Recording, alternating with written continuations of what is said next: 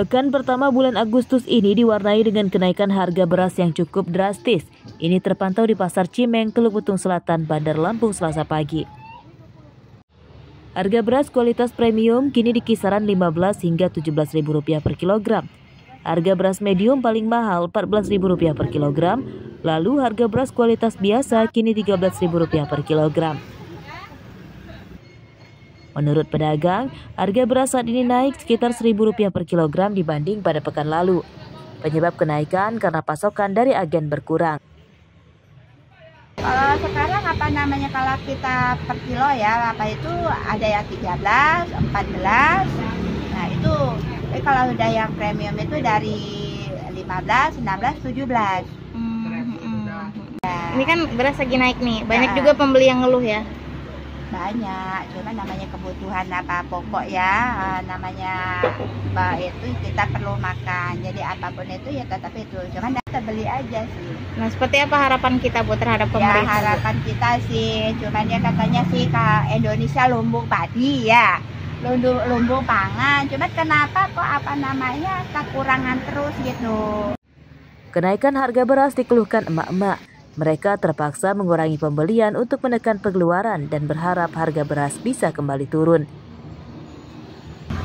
Sangat mengeluh sekali karena apalagi pendapatan kita susah, mau cari duit susah, beli beras mahal, kayaknya kerasa banget ngeluarin duit untuk beli beras gitu. Kok kita ketahui untuk harga beras saat ini berapa Bu? Harga beras sekarang ini nih 5 kilo bisa 80.000 ini. Nah, dengan kenaikan harga beras ini kita mengurangi porsi pembelian juga nggak sih Bu? Iya pasti. Meski harga beras naik, namun harga bahan pokok lain masih terpantau normal. Di antaranya harga telur ayam yang masih bertahan di Rp28.000 per kilogram, harga bawang merah kini Rp25.000 per kilogram, bawang putih Rp35.000 per kilogram, harga cabai merah Rp40.000 per kilogram.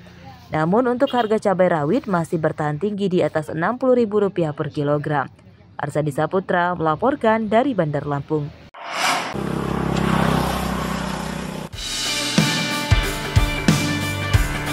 Bisa berkumpul dengan keluarga adalah sebuah momentum yang sangat berharga.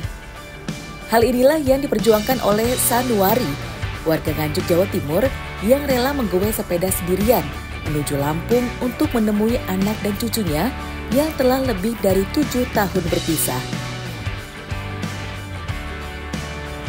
Meski telah berusia 66 tahun, Sanuari tetap bugar.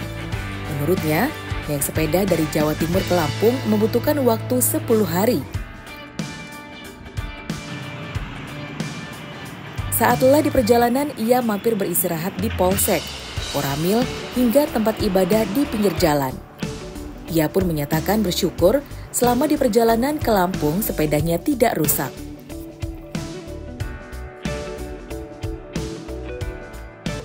Mau gue ke tempat anak saya di Lampung. Ya momennya saya ingin ketemu anak dan cucu. Walaupun jauh gimana, begitu nyampe sini ya rasa capek beker-beker semua itu hilang seketika nanti setelah ketemu anak saya, insya Allah itu nanti.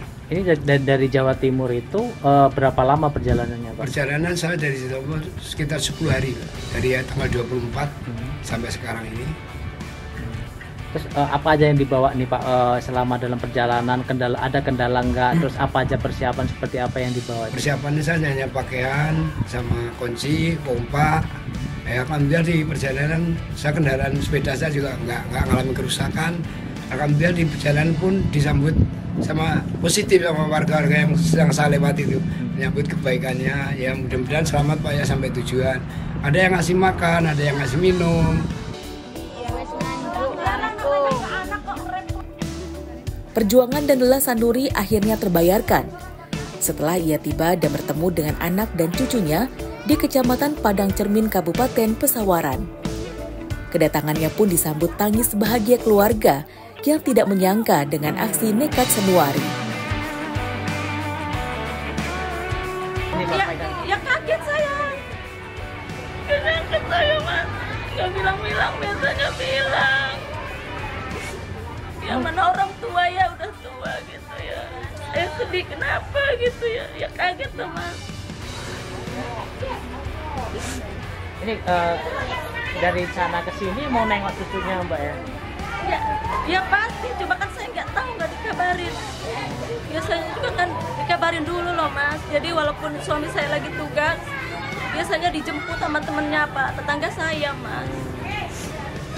Berarti ini nggak nyangka ya Pak, mau ke sini naik sepeda itu? Enggak Mas. Emang Bapak sengaja nggak ngasih tahu atau seperti apa Mbak? Nggak ngasih tahu. Total jarak yang ditempuh Sanwari naik sepeda dari Jawa Timur ke Lampung sejauh lebih dari 1.300 km.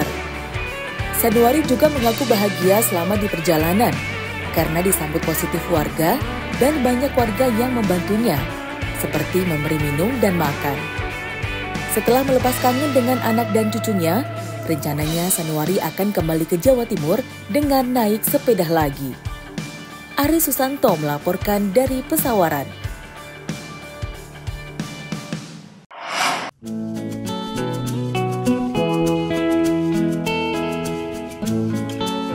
Makan sate kambing atau sate sapi tentu saja sudah biasa. Lalu bagaimana jika ada rumah makan yang menyajikan menu sate daging kelinci? Kedengarannya menarik untuk dicicipi. Bagi yang penasaran dengan rasa daging kelinci, bisa datang ke rumah makan di Jalan Sultan Agung, Kecamatan Waihalim, Bandar Lampung ini.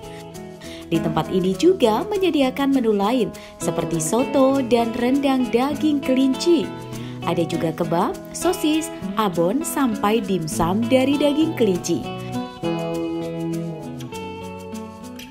Pemilik rumah makan Kristina Yulianti mengatakan, peminat makanan daging kelinci masih sedikit. Ia perlu strategi khusus untuk memasarkannya. Kebetulan kan saya juga memang hobi masak ya. Jadi dari hobi saya itu saya salurkannya dengan ya saya coba berbagai macam menu kayak untuk sate kan pada umumnya ya memang sudah banyak ya kayak sate Madura atau sate Padang. Nah saya lebih milihnya ke sate Maduranya gitu kan. Ya saya coba, kemudian saya testingnya saya bagi-bagi ke tetangga saat itu sih. Sulit nggak sih Mbak ngolah daging kelinci dengan daging lain? Sebenarnya nggak ada sih tingkat kesulitannya. Yang penting sih dari segi kita pemotongan, kemudian kita bersihnya ya yang benar-benar bersih sih, jadi tidak ada rasa amis, bau. Kayak kadang-kadang kan suka ada yang suka amis gitu ya, tapi kita sih karena tadi bersihnya yang bagus ya, jadi bersih dan tidak terjadi sih yang bau-bau. Hanya jenis kelinci New Zealand, Rex, Hyla, dan Haikul yang bisa dikonsumsi. Kristina mendapat stok kelinci pedaging dari sejumlah peternak di Lampung. Ia mematok harga antara Rp15.000–30.000 per porsi, tergantung menunya. Nah pemirsa, setelah mencoba beberapa menu daging kelinci, diantaranya ada sop kelinci, tengkleng, kemudian ada sate kelinci dan juga snack dimsum kelinci, akhirnya pilihan saya jatuh pada sate kelinci. Saya menyukainya karena memang tekstur dagingnya lebih lembut dibanding dengan daging sapi ataupun daging kambing. Jadi bagi Anda para penjelajah kuliner, tidak ada salahnya kuliner yang satu ini Anda kunjungi, sate kelinci. Fitri Amalia melaporkan.